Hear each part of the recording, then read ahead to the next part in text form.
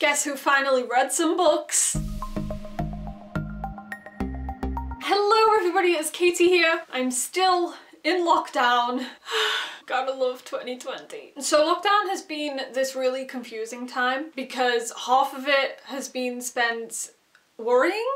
Because of that, I found it really difficult to allow myself to escape. At least for the first few weeks it was like that. I found it difficult to get lost in a book because everything was just virus. But then on the other hand, it has encouraged me to look for escapism more. I found myself wanting to delve into books to forget about everything else. And over the last couple of weeks, it's really worked. And I've been able to pick up so many more books. It probably doesn't seem like a lot to most readers, but over the last couple of years my reading really went downhill to a point where I stopped doing monthly wrap-ups because I just wasn't reading enough books in a month to talk about. It was a miracle if I read one or two, which is why the content on my channel really came to a halt. But this year I decided I really wanted to get back to booktube. I wanted to get back to reading. I missed getting involved in the book community, and so despite the fact that the world has gone into a complete meltdown, I have managed to get back on track with my reading, which is incredible. And even though it's not a lot, it feels like a lot to me. So I just thought I'd tell you what I've been reading during this crazy, difficult time. So the first book that I read in lockdown is one that I've already reviewed, and it is Chain of Gold by Cassandra Clare. So this was the last book that I bought before lockdown. I got this and then a week later lockdown happened and everything went wild. So this was my emotional support book throughout those first few weeks of lockdown. So if you saw my reading vlog for this, then you will know that I absolutely adored it. I think it's one of Cassie's strongest openings to a series. It's definitely my favourite opening. These characters, I just love them so much. And I think it's a combination of having new characters that I find interesting, as well as having the characters from the Infernal Devices, who I loved a lot anyway. Having them all together makes for such an exciting book, and I can't wait to see where this trilogy goes. If you have taken a break from Cassandra Clare's world, which I thought I was going to do, then this will drag you back in, I hope. So the next book that I read is Leah on the Offbeat by Becky Albertalli. This is a follow-up story to Simon Versus, but it follows Leah and her blossoming relationship with Abby. I can't believe that it's taken me so long to get to this book. It was one that I was really looking forward to, but then I just didn't get to it because life. So I knew this is one of the books that I really wanted to pick up during lockdown and finally get read, and I did, and I loved it because it was a lot of fun. So it was exactly the sort of book that I needed at this moment. I think even if you haven't read Simon Versus, which is a crime in itself, you really should, then you can probably read this by itself because it doesn't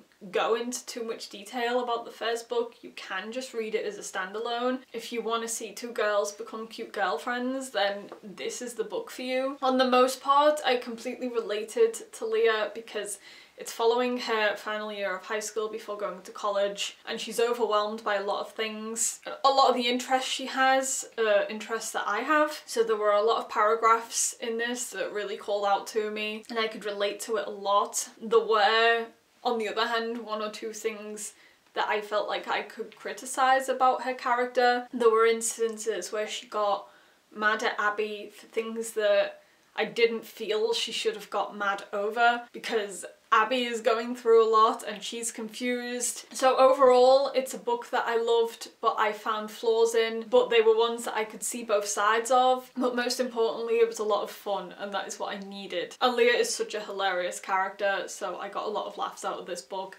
I'm glad that I finally picked it up. So for my next book, I allowed Twitter to choose what I was going to read, and they picked The Cruel Prince by Holly Black. This is one that has been sitting on my shelf for 2 years, so it deserved to get read. I didn't know if I was going to be in the mood for a high fantasy book, especially after just finishing Chain of Gold. I was kind of in the mood for something else, but Twitter picked this, and I'm very glad that they did. For the first half of this book, I liked it, but I felt like I would have enjoyed it more a few years ago. I feel like I've taken a step back from discovering new series over the past couple of years. I've just been reading sequels to ones that I already know, and I miss delving into a YA fantasy because that is my genre. That's where I love to be the most. But there was part of me that worried that I'd miss my time for this and that I wasn't going to enjoy it so much now as I would have if I'd have read it when it came out. But then the second half of the book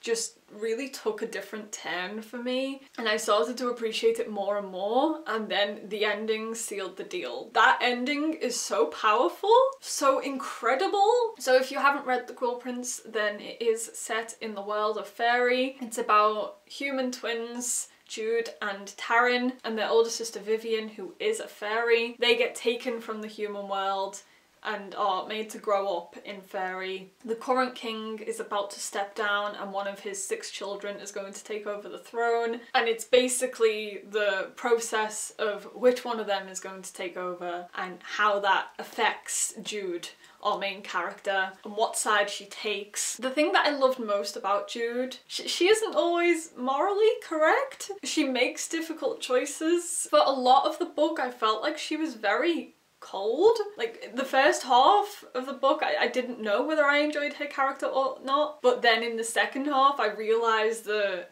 I respected her character for the way that she acts. It just took me a while to get to that point. She's really interesting. I think another reason why I ended up loving this one so much in the end is that there wasn't a real focus on romance. Apart from a few instances, the focus was on the action within the book, and that is something that I really respect in a YA fantasy. So yeah, I went from not really knowing if I was going to continue with the series to being desperate to pick up the next book.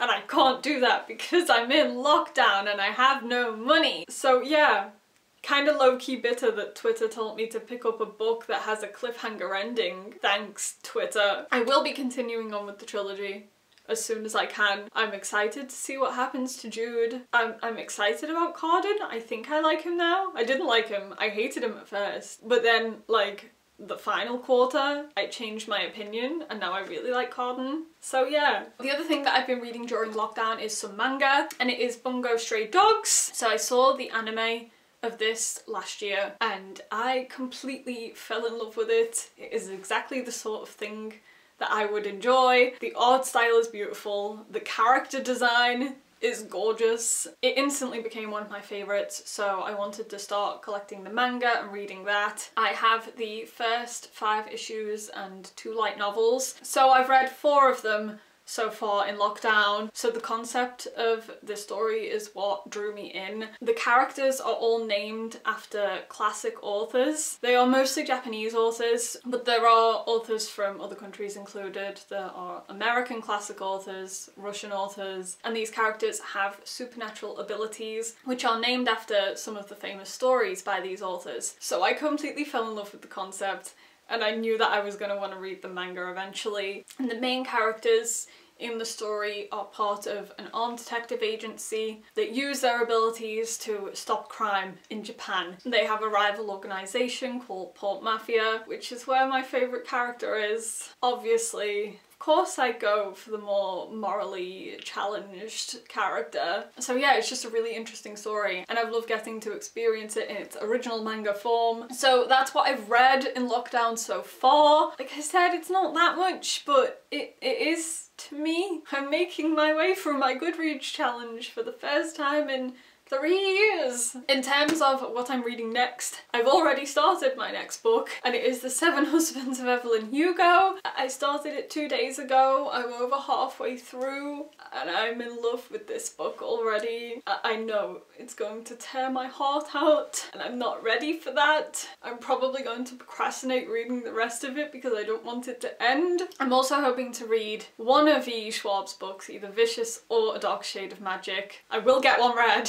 I will finally read one of her books. If you have any other recommendations for me, please do leave them down in the comments. I want to get through as many books as I can. I want lockdown to end so I can go and get The Wicked King from my library. What have you guys been reading during lockdown? Please tell me all the bookish things. I hope you are safe and healthy and reading good books. Thank you guys so much for watching. I will see you next time. Bye!